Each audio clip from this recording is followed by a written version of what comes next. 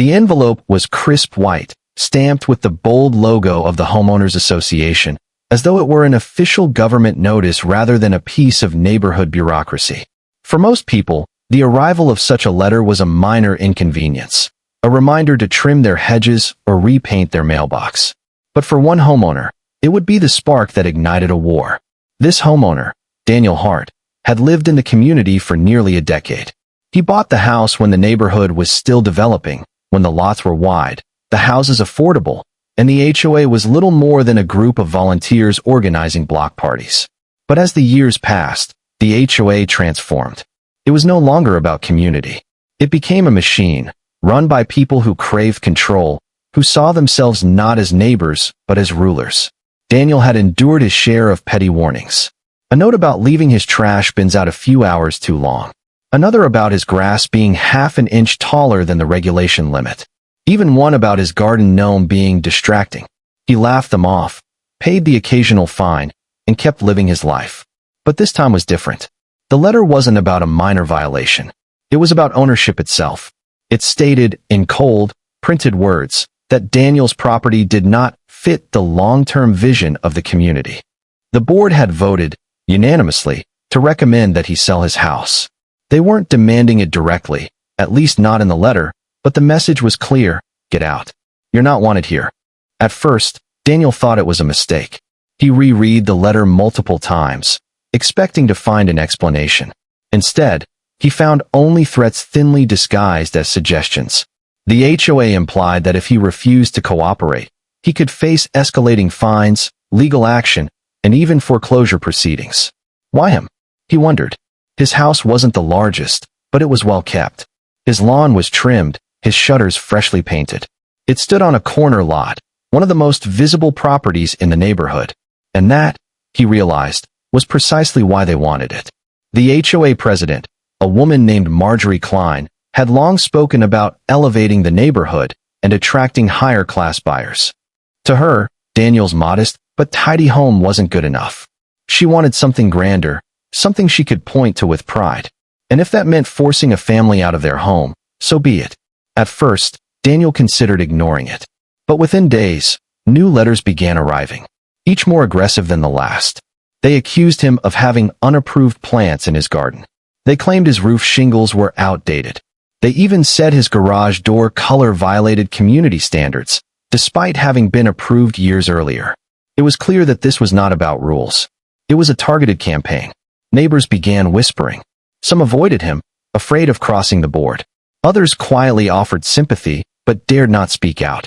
The HOA controlled the neighborhood like a shadow government, and few had the courage to defy them. Daniel's frustration turned to anger. He had worked too hard for this home. It wasn't just a house. It was the place where his daughter had taken her first steps, where his late wife's garden still bloomed every spring. To be told he wasn't welcome, to be bullied into selling, it was a cruelty he could not forgive. But Daniel was no fool. He knew that fighting them head-on in meetings or court would be a slow, exhausting process. The HOA thrived on wearing people down until they simply gave up. He needed another way. And then, one night, as he sat at his kitchen table surrounded by letters and fine notices, the idea struck him. If the HOA wanted his house so badly, they could have it, but not in the way they expected. They wanted him gone because they thought they could replace him with someone more acceptable, someone compliant, polished, and easy to control. But what if, instead of giving them exactly what they wanted, he gave them their worst nightmare? The thought lingered in his mind, growing stronger with each new letter that arrived. Every insult, every petty accusation, every dollar of unfair fines only fueled his determination. If they thought they could bully him, they were about to learn how wrong they were. By the time the next HOA meeting rolled around, Daniel already had the first pieces of his plan forming. He would sell his home, yes, but not to anyone they approved of, not to someone who would play by their rules. Instead, he would sell it to the one person the HOA feared most. The enemy wasn't clear yet, but Daniel knew they were out there. All he had to do was find them. And when he did, the neighborhood would never be the same again. Every villain has an enemy, and every empire has someone waiting in the shadows to see it fall. The Homeowners Association in Daniel's neighborhood was no different. They operated like tyrants, wielding fines and threats like weapons. But in doing so, they had created a trail of resentment. Neighbors who had been fined into silence. Families forced to move away. Elderly residents reduced to tears over meaningless violations. Each story was a scar left behind by the HOA's cruelty. Daniel knew that somewhere among these people was someone who could help him. Someone who didn't just dislike the HOA but hated them. Someone who had the resources, the will, and the spite to become the very thing the board feared most. He started by digging through records. Late at night, long after the streetlights flickered on and the neighborhood grew quiet, he sat at his computer combing through county documents. Property disputes, lawsuits, meeting minutes, anything with the HOA's name attached. It didn't take long to find a pattern. The board, under Marjorie Klein's leadership, had a history of legal entanglements. They had tried to sue contractors. They had battled with landscapers. They had even gone after a local bakery for leaving flyers on doorsteps. But one name kept appearing again and again. Victor Stanton. Years earlier, Victor had lived in the neighborhood. He was a sharp, stubborn man, known for speaking out at HOA meetings. He questioned budgets, demanded transparency, and once accused the board of siphoning money into their beautification fund. According to meeting records, his disputes had turned ugly. Fines piled up against him. Legal threats were issued. Eventually, Victor lost his home. The HOA foreclosed on his property, and he left the neighborhood in disgrace, or so it seemed. But Victor hadn't disappeared. Quite the opposite. He had become a successful property investor in the nearby city, buying and flipping homes, building a reputation as someone who thrived on turning failed projects into victories. And if the whispers in online forums were to be believed, his grudge against the HOA never died. Daniel realized he had found his man. The next step was reaching out. It wasn't easy. Victor was private, careful about who he spoke to. But Daniel was persistent. He sent an email, detailing the harassment he had endured. He included scans of the letters, the threats, the demand that he sell. For days, there was no reply. Then, late one night, a single message appeared in his inbox. It read, "I know exactly who you're dealing with. Let's talk." The following weekend, Daniel met Victor in a small coffee shop on the outskirts of town. Though the script of this story is narration only, one thing was clear. The two men understood each other almost immediately. Victor listened as Daniel laid out the situation, and a grim smile crossed his face. To him, this wasn't just a property deal. It was an opportunity for revenge, years in the making. Victor explained that he had been waiting for the right moment to strike back. He couldn't buy property in the neighborhood directly. His name was blacklisted in HOA records. But if Daniel sold him the house under the radar, the board would have no power to stop it. Once the deal was done, Victor would be a legal homeowner again, and the HOA would be forced to acknowledge him. For Daniel, it was perfect. Not only would he escape the torment of endless fines and letters, but he would hand the HOA their worst nightmare on a silver platter. Of course, there were risks. The board would fight it, no doubt. They might try to block the sale or drag it into court. But Victor had the resources and the legal experience to counter them. And unlike most homeowners, he wasn't afraid of a fight. In fact, he seemed to relish it. The plan began to take shape. Daniel would begin the formal process of putting his home on the market. On paper, it would look like any other sale. But behind the scenes, the buyer would be Victor. They would keep the deal quiet until the last possible moment, ensuring the HOA had no chance to interfere. Meanwhile, Daniel kept receiving letters. The board grew bolder, sensing victory was near. They demanded immediate compliance with their vision plan. They warned of lawsuits if he failed to act. Some letters even hinted that they already had a buyer lined up, as though his home belonged to them and not him. Daniel smiled as he tucked each letter into a growing stack on his desk. Every piece of paper was fuel for what was coming. As the weeks went on, the paperwork with Victor moved swiftly. His lawyers handled the details, ensuring everything was airtight. Daniel could almost feel the walls closing in around the HOA, though they didn't know it yet. They believed they were pushing him out. They believed they had won. But beneath their smug confidence, a storm was brewing.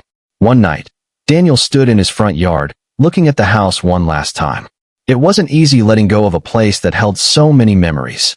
But he took comfort in knowing he wasn't just walking away. He was leaving behind a weapon. A living, breathing reminder to the HOA that their cruelty had consequences. When the closing date finally arrived, the paperwork was signed quietly. No announcement, no fanfare. Daniel simply packed his belongings, handed over the keys, and stepped aside. From that moment on, the house no longer belonged to him. It belonged to Victor Stanton. The HOA didn't know it yet, but their nightmare had just moved back into the neighborhood. And soon, they would find out exactly what kind of man they had driven away years before. The morning after the sale, the neighborhood looked the same on the surface. Lawns were clipped, cars gleamed in driveways, and flags fluttered lightly in the summer breeze. But beneath that polished exterior, a shift had begun, one the HOA could neither see nor stop. For weeks, Daniel had endured their letters, their harassment, their constant threats. Now he was gone. His driveway sat empty, his curtains pulled back, and a moving truck's tracks still marked the curb. To the casual observer, it was just another family leaving. But for the HOA board, it was a triumph. They believed their intimidation had succeeded. Marjorie Klein, the HOA president, was already celebrating. To her, Daniel's departure was proof of her power. She bragged openly that the eyesore on the corner lot would soon be replaced by something more in line with community values.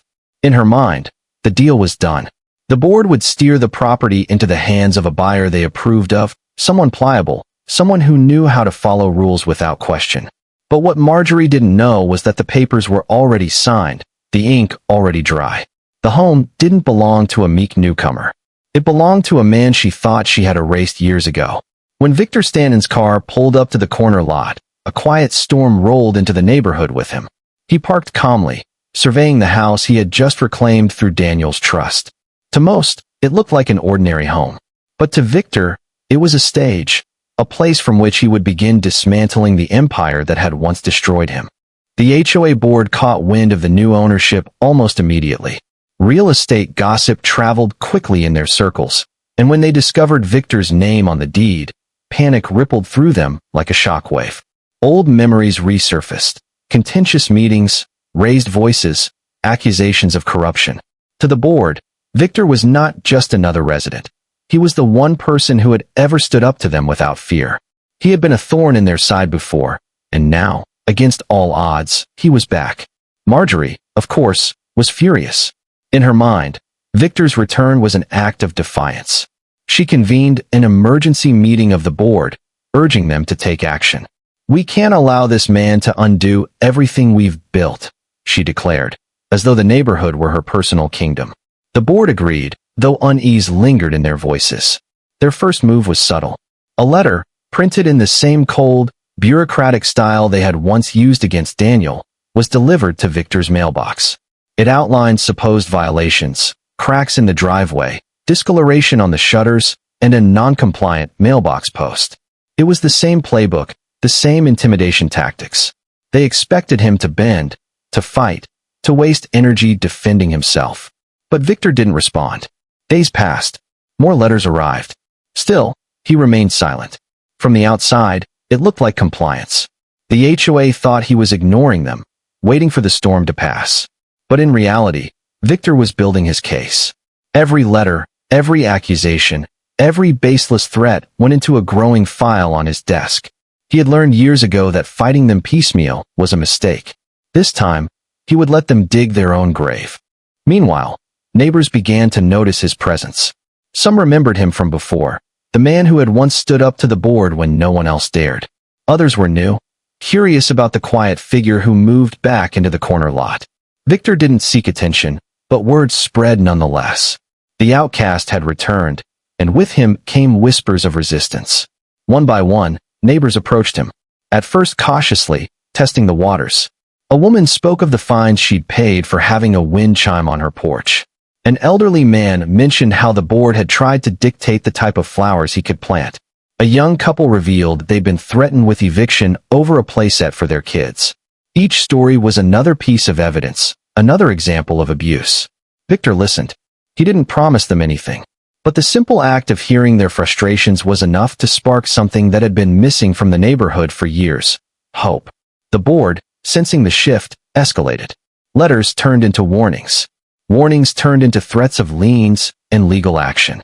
They believed pressure was the answer, that doubling down would crush Victor before he could organize. What they didn't realize was that they were strengthening his case. Each threat, each fine, each demand only added to the pile of evidence that would one day expose them. Marjorie, however, grew impatient. To her, this wasn't just about one man. It was about control. The HOA thrived on fear, and if Victor was allowed to stand openly against them, others might follow. She began pushing for drastic measures, claims of foreclosure, public humiliation, anything to remove him before his influence spread. But she had underestimated him once before, and now she was making the same mistake again. Victor had resources she couldn't match. He had lawyers, money, and above all, a personal vendetta that burned hotter than any fine they could issue. For him, this wasn't just a property dispute. It was justice. The neighborhood was no longer calm. A quiet tension hung over the manicured lawns and painted fences. Some residents sided with the board, afraid of rocking the boat. Others quietly rooted for Victor, too afraid to say it aloud, but desperate for someone to stand up to the tyranny. The stage was set. The HOA thought they had chased away their problem by forcing Daniel out. Instead, they had brought back the one man who had every reason to tear them apart. And as Victor sat on his porch one evening, sipping coffee while reading yet another violation notice, he smiled faintly. The board thought they were tightening the noose. What they didn't realize was that every letter, every threat, every desperate act of control was pulling the rope tighter around their own necks. The outcast had returned, and this time, he wasn't going anywhere. The first signs of real resistance began quietly. A subtle shift in the air, felt more than seen, as if the neighborhood itself was holding its breath. Victor's presence alone unsettled the board. To them, his return was a direct challenge, a reminder of every ugly confrontation from years past. But what unsettled them even more was the silence. He didn't storm their meetings, didn't engage in shouting matches on the sidewalk, didn't waste energy defending himself against the endless stream of violation notices. He simply collected them, filed them away, and carried on with his life. It was a strategy the board wasn't prepared for. Marjorie, the HOA president, thrived on conflict. She was used to pushing homeowners to the brink until they snapped. Anger made people sloppy, easy to find, easy to crush. But Victor refused to play by her script. His quiet confidence unnerved her, and her agitation trickled down through the rest of the board. The harassment escalated. Inspectors, handpicked by the board, were dispatched to his property weekly, sometimes daily. They claimed to find weeds sprouting between driveway cracks. They cited him for improperly aligned shutters. They even fined him for leaving a hose uncoiled on his lawn. Each notice grew pettier, more desperate. Still, Victor did not respond. Instead, he began listening. Neighbors, once too afraid to speak openly, found themselves drawn to him. On warm evenings, as he sat on his porch, they approached in ones and twos. They shared their frustrations, their stories of being bullied and nickel-and-dimed into submission. A retired teacher told him about the time she was fined for painting her front door a shade of blue that wasn't on the approved palette. A single mother described how the board tried to ban her from hanging laundry outside, calling it an eyesore. Victor listened, nodded, and encouraged them to bring him copies of their letters, fines, and notices. One by one, residents slipped envelopes into his mailbox, each piece of paper another brick in the case he was building. What the HOA saw as isolated victories were, in reality, evidence of a long and consistent pattern of abuse. As word spread, the gatherings on Victor's porch grew larger. People who had once whispered now spoke openly, emboldened by the knowledge that they weren't alone. For the first time in years, the neighborhood felt united, not under the control of the board, but against it. The board noticed. They always noticed. And the sight of neighbors clustering around Victor's corner lot filled Marjorie with dread. She began calling emergency meetings, insisting that Victor was plotting to destabilize their authority.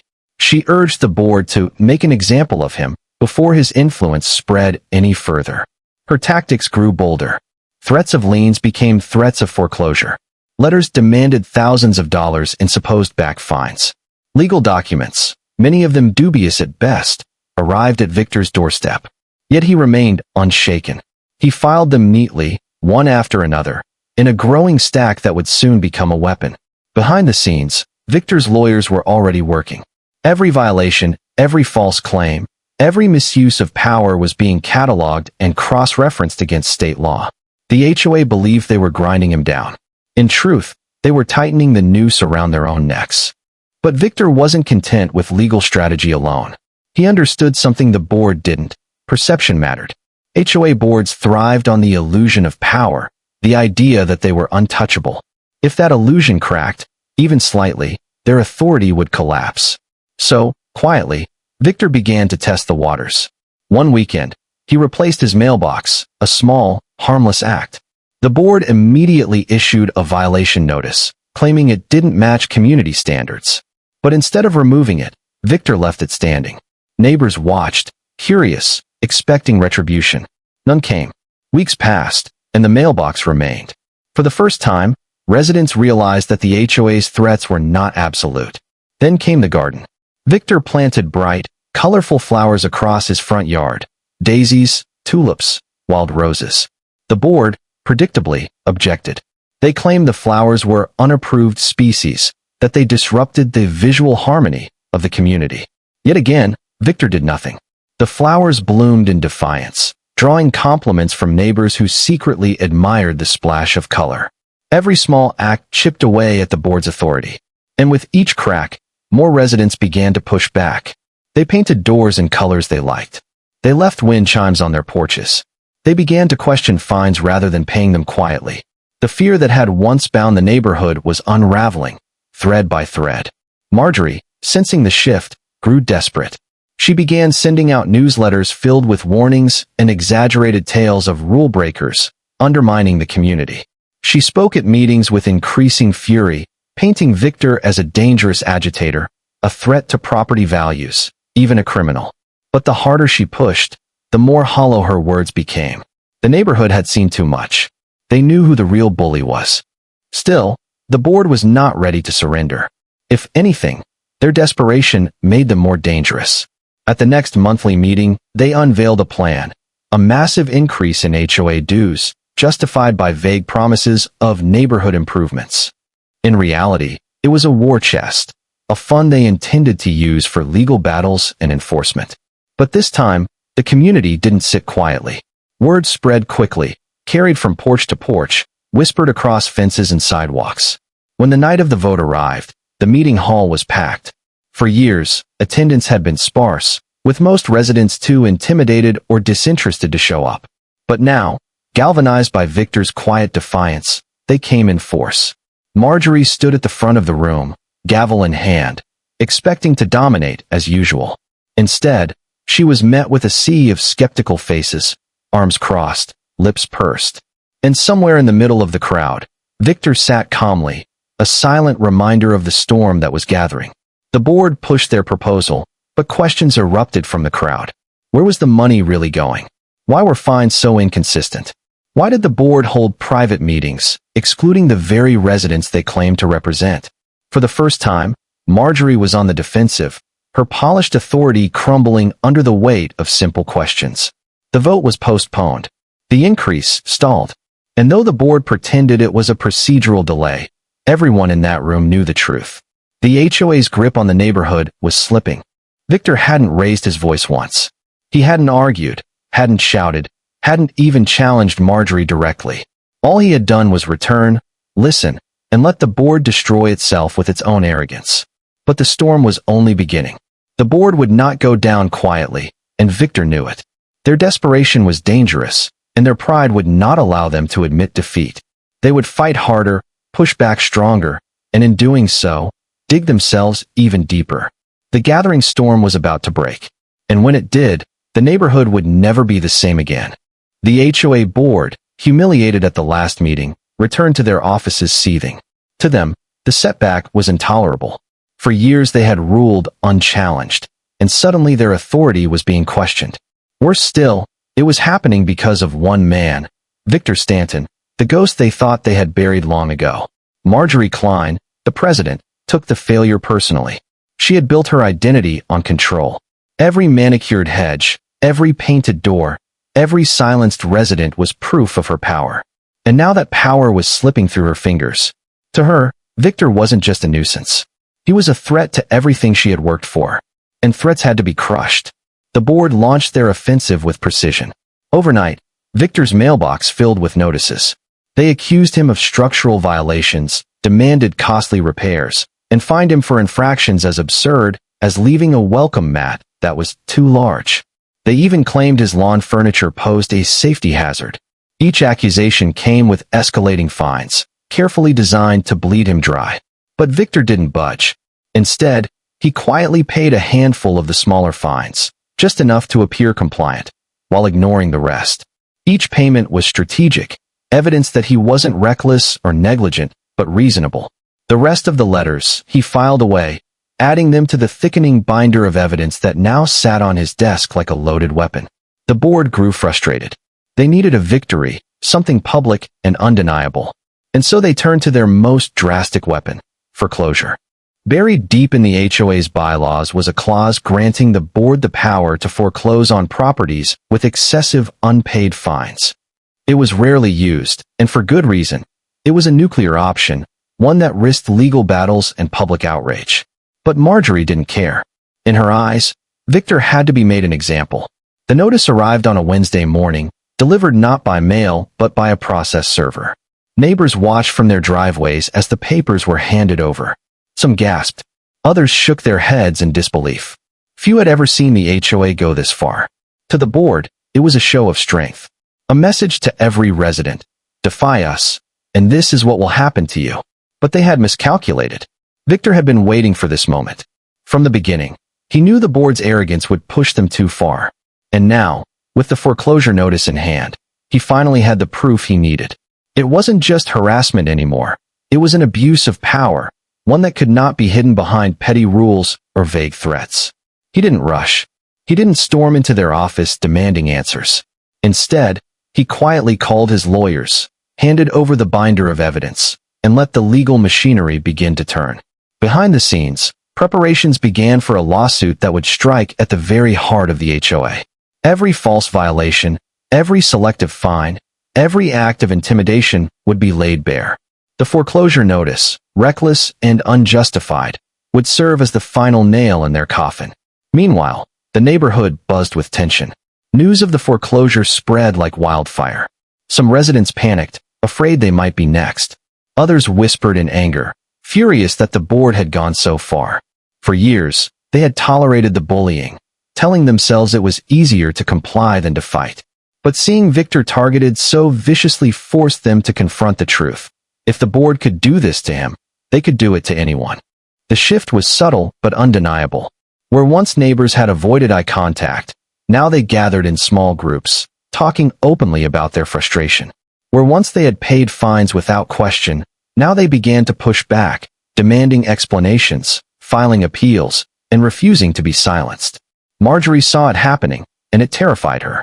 She doubled down, sending newsletters filled with dire warnings about rule breakers destroying property values.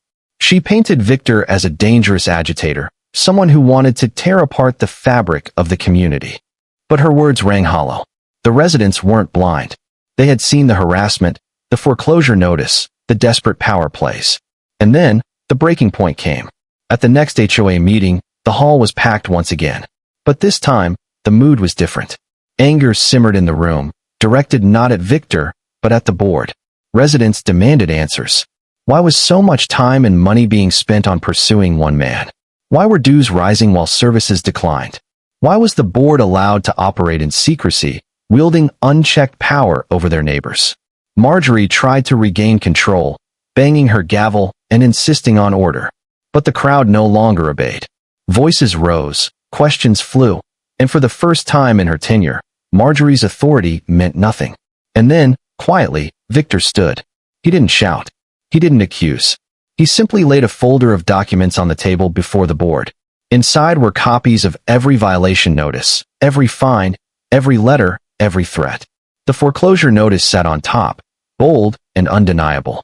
Though he said nothing, the narration makes it clear, his message was unmistakable. I have the evidence. I have the law. And I am ready. The room erupted. Neighbors applauded, some cheered, and others simply nodded in quiet relief. The board sat frozen, their confidence shattered, their empire crumbling around them. Marjorie's face flushed with fury, but there was nothing she could do. The tide had turned. The residents no longer feared her. The HOA no longer controlled the neighborhood. And Victor no longer stood alone. The breaking point had been reached. The storm was here. But the war was not yet over. The lawsuit was coming, and with it, the final reckoning. The neighborhood had reached a point of no return. The letters, the fines, the threats, everything the HOA had relied on for years had finally backfired. Their attempt to foreclose on Victor Stanton's home had crossed a line, and now, the consequences were unavoidable. The lawsuit was filed quietly, but its impact spread like wildfire. Pages of documentation, meticulously organized, laid out years of abuse in stark detail. Every violation notice, every baseless fine, every manipulative tactic was included. Residents who had once been too afraid to speak stepped forward, offering testimonies of their own experiences. One by one, the stories painted a picture of an HOA that had transformed from a governing body into a regime of intimidation. At first, the board dismissed it as bluster. They told themselves Victor was bluffing, that no judge would take his claims seriously. But when the summons arrived, official and undeniable, their confidence began to crack. Lawyers were hired, meetings were held behind closed doors, and panic seeped through the polished facade they had built. Marjorie Klein, the president, refused to admit defeat. She insisted the lawsuit was frivolous, a stunt designed to embarrass them. But even she could feel the ground shifting beneath her. Attendance at board meetings plummeted, dues were withheld, and neighbors who once followed orders now openly ignored them. The board's power, once absolute, was evaporating. As the court date drew closer, the tension became unbearable. For years, the HOA had thrived on fear and secrecy. Now, everything was about to be dragged into the light. The day of the hearing arrived. The board members sat stiffly in the courtroom, their polished smiles replaced with nervous frowns. Across the aisle, Victor sat calmly, his lawyers beside him, a stack of evidence ready to be presented. He didn't need to speak. The document spoke for him. The case unfolded piece by piece. Letters were read aloud, showing the absurdity of the violations. Photos were displayed. Pictures of garden gnomes, slightly overgrown hedges, harmless toys in backyards, all labeled as offenses by the board. Witnesses testified about threats, intimidation, and fines so outrageous they bordered on extortion. The judge listened patiently, expression unreadable. But as the hours passed, the weight of the evidence became undeniable. This wasn't governance. It was harassment. This wasn't community management. It was abuse of power. When the ruling came, it was decisive. The foreclosure attempt was declared invalid, a gross misuse of authority. The board was found guilty of exceeding its powers, of selectively targeting homeowners, and of operating with a lack of transparency. Heavy fines were issued, not against Victor, but against the HOA itself. The board was ordered to repay thousands of dollars in misused funds. And, perhaps most devastating of all, Marjorie Klein and several other board members were removed from their positions, barred from serving on any HOA board in the future. News of the verdict spread quickly through the neighborhood. By the time Victor returned home that evening, neighbors were waiting. They applauded, clapped him on the back, and thanked him for doing what they had been too afraid to attempt. For the first time in years, there was laughter in the streets, conversations free of fear, and a sense of freedom that had long been missing. Victor hadn't just won his case. He had broken the stranglehold that the HOA had over the community. In the weeks that followed, change swept through the neighborhood. A new board was elected, this time made up of residents who genuinely cared about the community. Rules were simplified, fines were reduced, and transparency became the standard. No longer did neighbors live under constant surveillance, waiting for the next notice to arrive. Instead, they began to work together again, sharing gardens, hosting block parties, watching out for each other not because they were forced to, but because they wanted to. As for Marjorie, her downfall was swift and brutal. The power she had clung to so tightly evaporated overnight. Without her title, she was just another neighbor, and most wanted nothing to do with her. Some whispered that she planned to move away, unable to live among those who had seen her brought down. Others didn't care. The neighborhood had bigger things to focus on, like healing from the years of her control. And Daniel, the man who had started it all, returned one last time. He stood with Victor in front of the house that had once been his. watching children ride bikes down the street, their laughter echoing against the freshly painted fences. He smiled, knowing he had made the right choice. By selling his home not to the HOA's chosen buyer, but to their worst enemy, he had set in motion the chain of events that freed the entire neighborhood. It wasn't about revenge anymore. It was about justice, and justice had been served. Victor, for his part, didn't gloat. He didn't plaster victory signs across his lawn or revel in Marjorie's downfall. He simply tended to his flowers, waved to neighbors, and enjoyed the quiet satisfaction of knowing he had done what needed to be done. His battle had been personal, but the victory belonged to everyone. The HOA had demanded that Daniel sell his home. They thought they could dictate the future, control the outcome, and shape the community into their vision. But they had underestimated the resilience of those they tried to crush. And in the end, they got exactly what they deserved. The house on the corner lot still stood, its shutters painted neatly, its garden blooming with color. But it was no longer just a house. It was a symbol, a reminder of what happens when power goes unchecked, and of what can be achieved when one person has the courage to say enough. The HOA demanded he sell his home. And he did. But he sold it to their worst enemy.